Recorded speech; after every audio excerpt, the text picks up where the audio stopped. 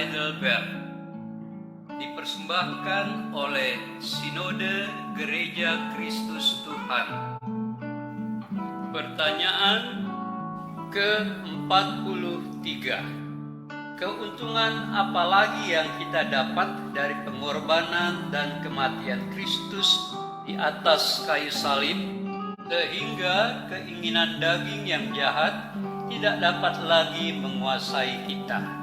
Bandingkan Roma 6 ayat 12 sampai 14. Hari ke-113. Saudara, kita disalib, mati dan dikubur bersama Kristus. Hal ini menunjuk kepada kematian Kristus untuk membebaskan kita dari kekuasaan dosa. Roma 6 ayat 5 sampai dengan 7.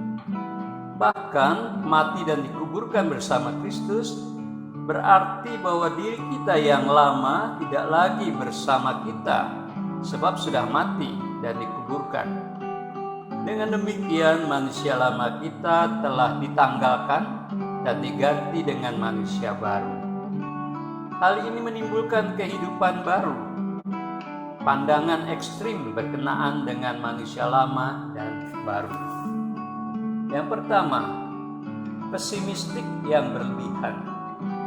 Saudara, sikap yang membatasi kemampuan Allah untuk mengubah hidup, mereka melihat kita tidak akan pernah berubah.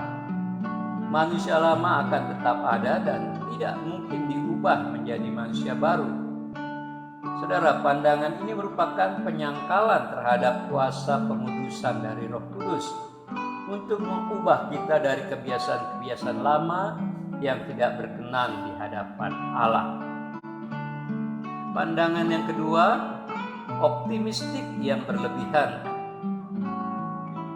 Kita adalah orang yang bisa mencapai kesempurnaan. Ini adalah sikap yang tidak realistis karena faktanya pergumulan melawan dosa berlangsung terus, bahkan sampai kedatangan Kristus kembali nanti. Saudara, dalam hidup ini saat kita dapat mengatasi satu jenis atau satu tingkatan dosa, jenis atau tingkatan yang lain lagi akan muncul sehingga kembali terjadi pergumulan dan hal ini terus-menerus terulang. Saudara, kita adalah orang berdosa yang tidak kudus apalagi sempurna. Tetapi Alkitab menyatakan Allah menerima kita karena kita datang kepadanya dalam Kristus. Di dalam Kristus, Allah melihat kita kudus dan sempurna. Hal ini didasarkan semata-mata kepada kesempurnaan Kristus. Akan tetapi, sekalipun dalam Kristus kita kudus, kita orang percaya tetap terpanggil untuk merefleksikan kekudusan tersebut dalam kehidupan sehari-hari. Saudara, oleh sebab itu perlu diingatkan bahwa menjadi manusia baru atau menjalani kehidupan baru bukan berarti otomatis sudah mencapai kesempurnaan sehingga kita dapat berbuat dosa lagi. Orang percaya tetap bisa berbuat dosa yang membuat kita selalu ada di dalam pergumulan moral dari hari ke hari, bahkan seumur hidup kita. Orang percaya sekali Paulus juga mengalami pergumulan tersebut. Dia berkata, "Jika aku menghendaki berbuat apa yang baik, yang jahat itu ada padaku. Siapakah yang akan melepaskan aku dari tubuh maut ini? Syukur kepada Allah oleh Yesus Kristus Tuhan kita." Bandingkan Roma 7 ayat 21-26. Saudara, tidak mudah menjalani kehidupan. Ada gangguan dosa di dalam diri kita sehingga terjadi pergumulan-pergumulan yang tidak ringan. Ini adalah suatu realita, tetapi sandaran dan andalan kita jelas. Seperti seruan Paulus, yaitu syukur kepada Allah oleh Yesus Kristus Tuhan kita. Ini adalah seruan keyakinan bahwa di dalam Kristus pasti menang. Puji Tuhan.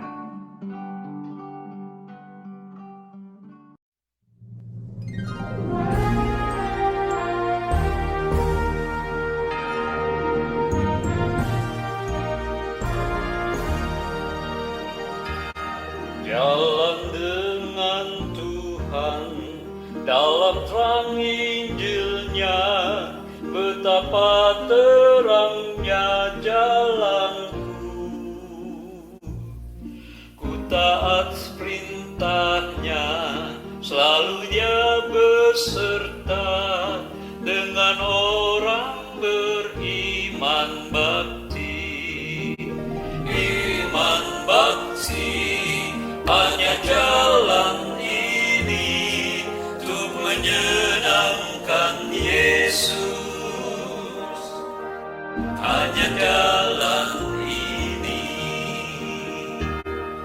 Tiada gelap gulita, awan pun lenyaplah bila ku nampak wajah Tuhan. Tiada takut bimbang, tiada keluh kesah, berbahagia yang beriman bakti.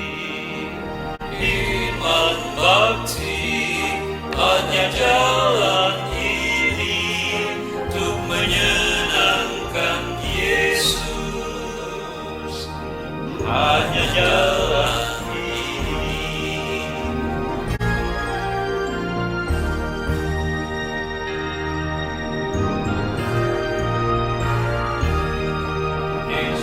sobatku, memohon selalu, sepanjang jalan Dia selalu serta. Mau taat selalu akan perintahnya dan selalu beriman bakti. Iman bakti hanya jalan